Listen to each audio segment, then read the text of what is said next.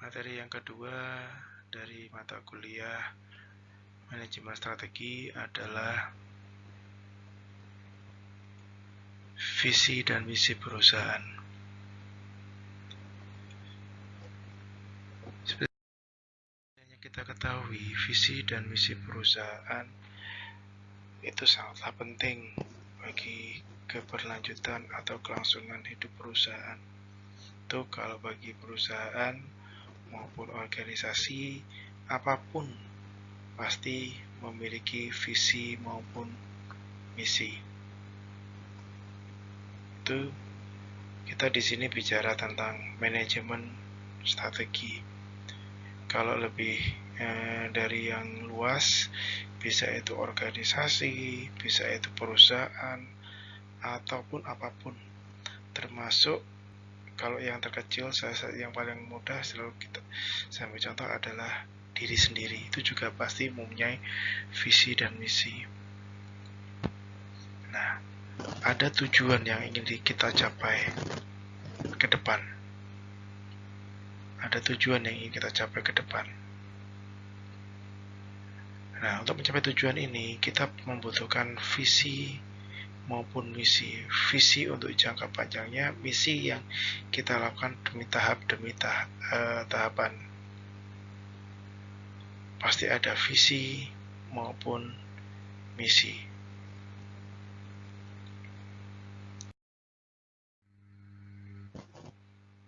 Suatu bisnis yang kita lakukan selalu ada istilah apakah bisnis kita, atau kalau kita disinonimkan lagi ada yang menyebut adalah apa sih misi kita dengan kita membuka sebuah bisnis.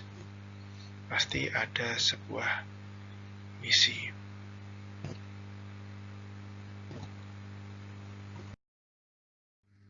Pernyataan misi itu akan menjawab sebuah pertanyaan, apakah bisnis kita sama seperti yang tadi.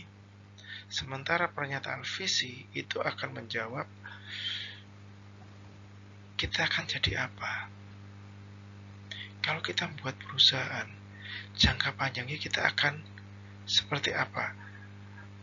Sukseskah, menguasai dunia, menguasai pasar di Indonesia, dan lain sebagainya. Atau kalau diri sendiri, kita akan menjadi orang yang sukses dalam mungkin kaya raya atau mungkin menempati posisi atau jabatan tertentu yang kita inginkan ke depan.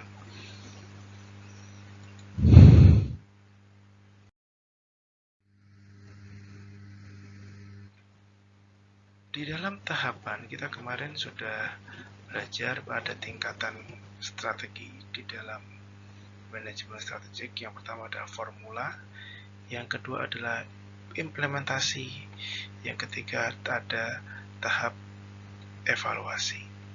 Nah, visi misi ini berada di tahap yang pertama. Berada di tahap yang pertama. Bagaimana sebuah perusahaan berjalan jika dia tidak punya visi dan misi ke depan. Kita pun sama, apa yang kita nggak bisa berjalan kalau kita tidak punya visi dan misi. Apa itu visi? Dalam bahasa Inggris, vision, pandangan jauh ke depan. Jauh, bisa 10, bisa 15 atau 20 tahun ke depan. Kalau sekarang bagi mahasiswa reguler yang mungkin umurnya masih sekitar belum ada 20 tahun, mungkin visinya ketika nanti saya umur 40 tahun atau ketika nanti saya berumur 50 tahun, saya mau hidup yang seperti apa? Menjadi orang yang kaya, orang yang sukses, atau orang yang seperti apa? Itu visi. Kalau di sini perusahaan adalah pandangan umum dan cita-cita yang ingin diwujudkan oleh organisasi. Visi merupakan pernyataan want to be dari perusahaan, atau dengan kata lain tadi kita sudah sebutkan, apa yang akan kita cari, kita akan jadi seperti apa. Kemudian banyak yang mendefinisikan mengenai visi, dari Tom Peters, kemudian ada Siagian, ada Kotler, di mana kalau menurut Kotler adalah pernyataan yang tentang tujuan organisasi yang diekspresikan dalam produk dan layanan yang ditawarkan.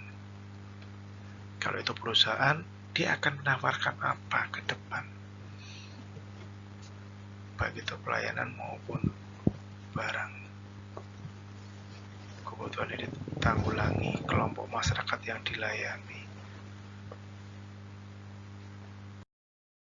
Kemudian misi itu sendiri, ini adalah kegiatan utama yang harus kita lakukan bagaimana kita mencapai misi itu. Bisa kita berpikir tahun ini tahapan-tahapan untuk mencapai tujuan jangka panjang itu seperti apa. Ini untuk menentukan arah sekaligus batasan proses pencapaian tujuan. Sebuah misi adalah penyebab kita ada why we exist. Kenapa kita eksis di sini? Ketika misalkan kalian punya usaha, kenapa kalian menekuni usaha itu? Apa sih yang kalian inginkan ke depan? Pernyataan misi tadi sudah saya sebutkan. Apakah bisnis kita? Kenapa kita eksis di situ?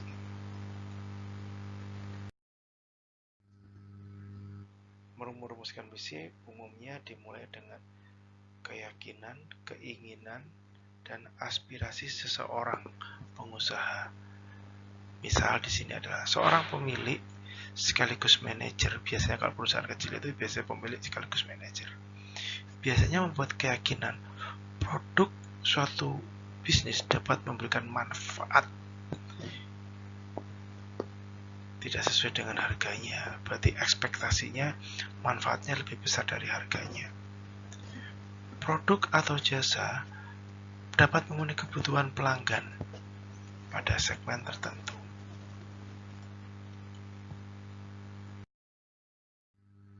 Kemudian teknologi yang digunakan dalam memproduksi barang tersebut, baik itu produk maupun jasa, dengan kerja keras dan dukungan pihak lain. Nah, ini salah satu rumusan misi dari pihak lain. Falsafah manajemen dari bisnis yang akan menghasilkan citra publik, citra apa yang diinginkan oleh perusahaan terhadap publik. Konsep kewirausahaan mengenai suatu bisnis dapat dikomunikasikan, diadaptasikan oleh karyawan atau pemegang saham. Nah, karakteristik misi ini adalah ruang lingkupnya luas, tidak termasuk jumlah, angka, persentase, rasio, ataupun tujuan moneter. Panjang kurang lebih 250 kata. Kemudian menginspirasi, misi itu menginspirasi. Kemudian mengidentifikasi kegunaan produk perusahaan, mengungkapkan bahwa perusahaan bertanggung jawab pada masyarakat, perusahaan bertanggung jawab pada lingkungan, mencakup 9 komponen, yaitu ada produk, jasa, pasar, teknologi, perhatian, ketahanan, pertumbuhan, laba, filosofi, konsep diri, perhatian atas citra publik, perhatian atas karyawan, rekonsiliasi, dan perusahaan ini akan berjalan terus-menerus.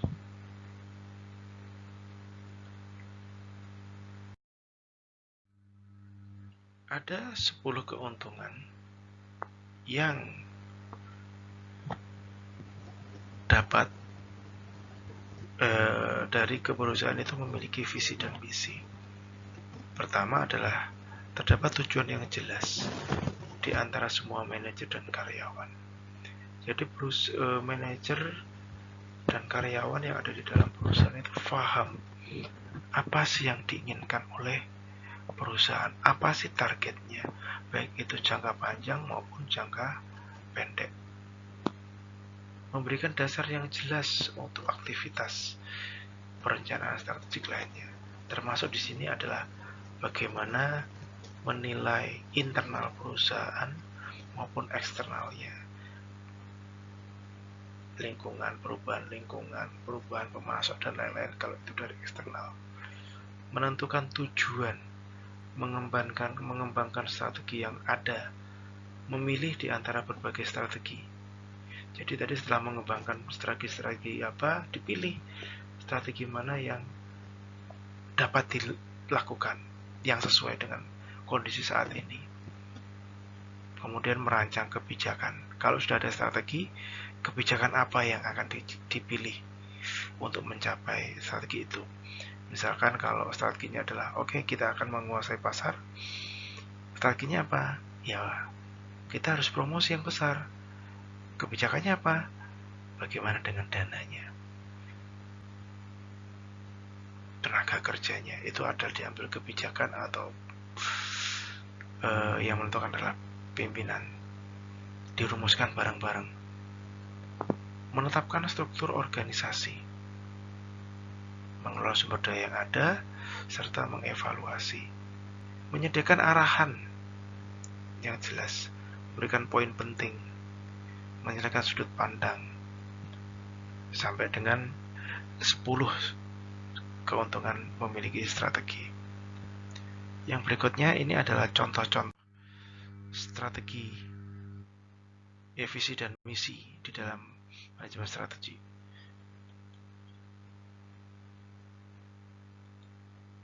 Ada visi misi Toyota, kemudian visi dan misi dari PT Astra. Contohnya di sini menjadikan satu perusahaan yang mengelola yang terbaik di Asia Pasifik, kesejahteraan bangsa dan memberikan nilai yang terbaik bagi stakeholder. Ini kalau dari kampus kita. Visi misi perusahaan universitas, kemudian diterjemahkan ada visi misi fakultas, ada visi misi prodi. Terima kasih. Penjelasan singkat saya terkait dengan visi dan misi tentunya perlu ditambah dengan bacaan-bacaan dari buku maupun sumber-sumber referensi lain untuk memperkaya ilmu dan pengetahuan tentang manajemen strategi, terutama terkait dengan visi misi. Tetap sehat untuk diri sendiri dan orang di sekitar.